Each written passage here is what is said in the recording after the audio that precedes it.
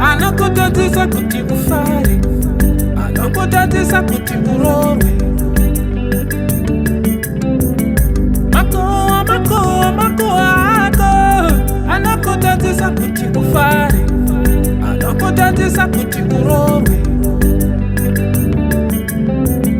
Murambire izvenyu, asisisi avo vane makuwa, vaparadza upenyu hwevamwe.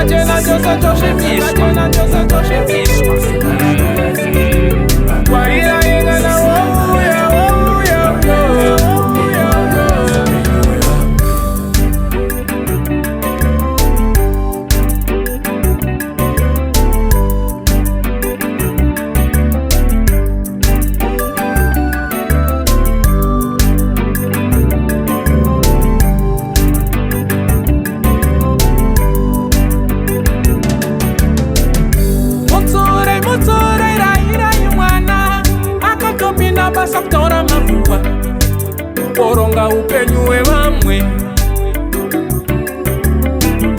Mutsore Rairai mwana akatopinda basa kutora mafuwa upenyu hwevamwe.